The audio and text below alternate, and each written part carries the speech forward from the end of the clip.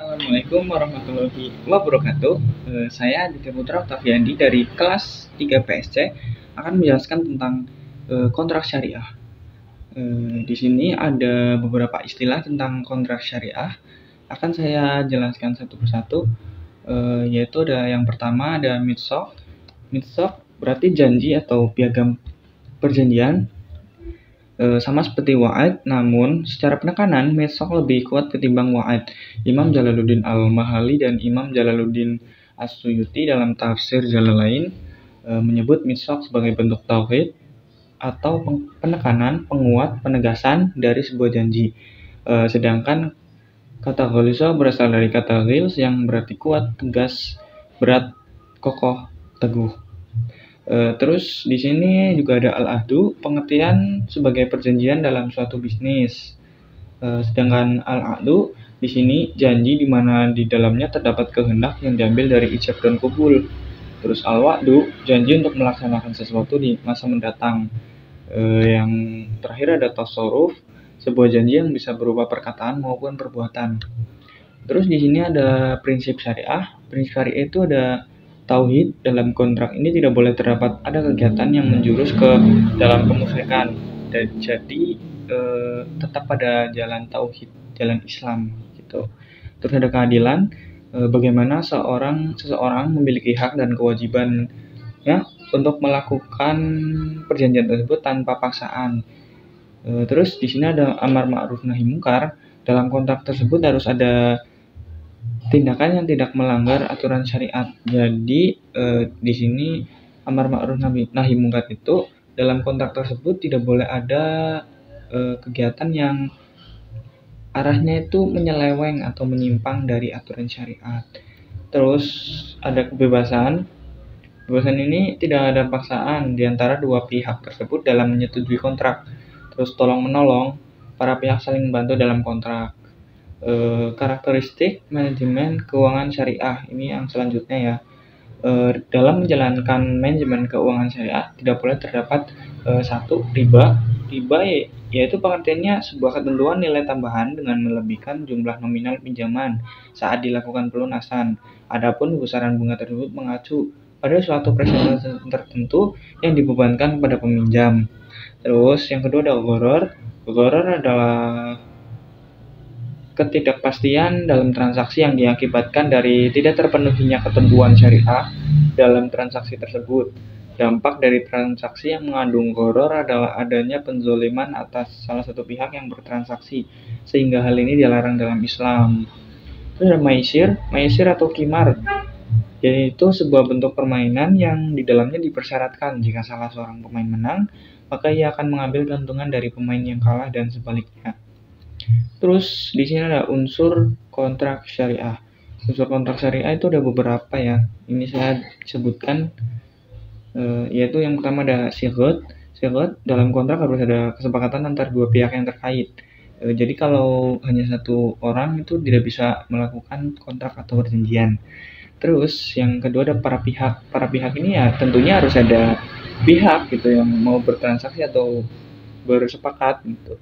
Terus objek kontraknya kalau udah ada pihak untuk melakukan perjanjian tetapi tidak ada objek kontrak, ya sama saja tidak akan berjalan. Terus ada sebab hukum. Terus di sini ada syarat rukun akad. Syarat rukun akad yang pertama ada syarat syaghot. Syarat syaghot al ilmu muni al akad atau pengetahuan tentang isi kontrak. Terus yang kedua ada muwafaqat al qabul al ijab, yaitu kesesuaian ijab qabul. Terus yang ketiga ada mu al fasili baina al ijab wa al qabul, atau tidak terpisahnya ijab dan qabul. Terus yang keempat ada mu al ahzli fi kalam al akid, tidak ada senda gurau. Jadi dalam kontrak itu harus serius.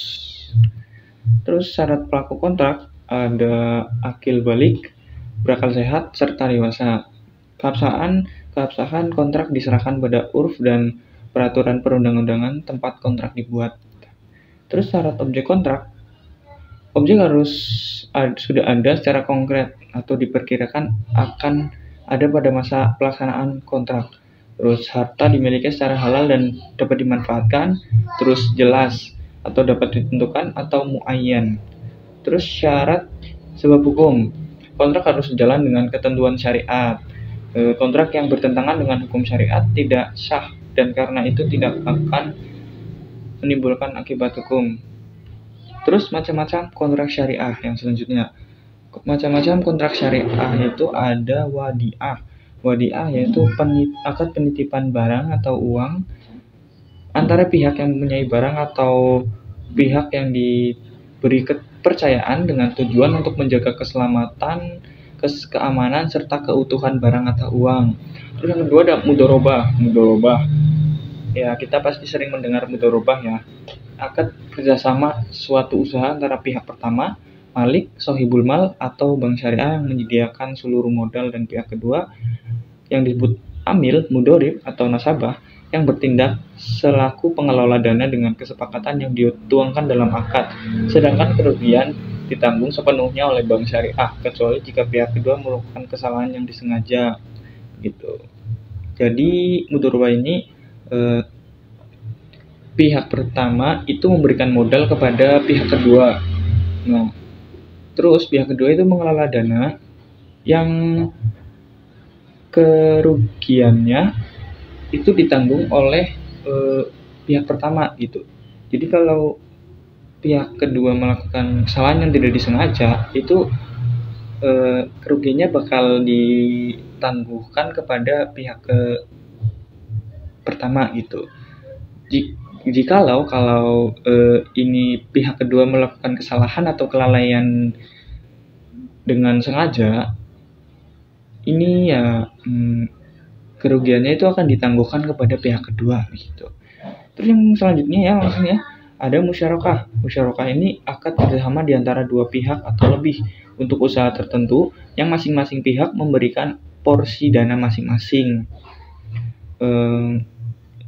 Ya ini kerjasama antara dua pihak. Ya ini kayak misal mau buka usaha. Nah ini kayak dananya itu patungan gitu antar dua pihak tersebut. Terus ada murabahah. Murabahah ini akad pembiayaan suatu barang dengan menegaskan harga belinya kepada pembeli dan pembeli membayarnya dengan harga yang lebih sebagai keuntungan yang disepakati.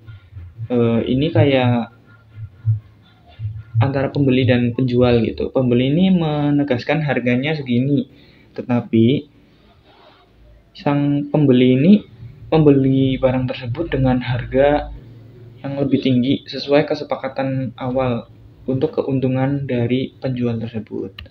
Terus ada salam, akad pembiayaan suatu barang dengan cara pemesanan dan pembayaran harga dilakukan terlebih dahulu. Terus ada istisna, yaitu akad pembiayaan barang dalam bentuk pemesanan pembuatan barang tertentu yang disepakati antara pemesan atau pembeli mustasni dan penjual atau pembuat syani. Terus ada ijarah. Ijarah ini akad penyediaan dana dalam rangka memindahkan hak guna atau manfaat dari suatu barang atau jasa berdasarkan transaksi sewa tanpa diikuti dengan pemindahan kepemilikan barang itu sendiri. Ya, selanjutnya ada ijarah muntahiyah bitamlik atau IMBT. Akad penyediaan dana dalam rangka memindahkan hak guna atau manfaat dari suatu barang atau jasa berdasarkan transaksi sewa dengan opsi pemindahan kepemilikan barang. Terus ada qard, akad peminjaman dana kepada nasabah dengan ketentuan bahwa nasabah wajib mengembalikan dana yang diterimanya pada waktu yang telah disepakati. Jadi ini meminjam uang, tapi mengembalikannya itu udah ada kesepakatan dulu gitu loh. Kamu mau ngembaliin barangnya itu tanggal berapa, bulan berapa, begitu. Telah disepakati sebelumnya gitu. Ya mungkin segitu saja dari saya. Kurang lebihnya mohon maaf. Wassalamualaikum warahmatullahi wabarakatuh.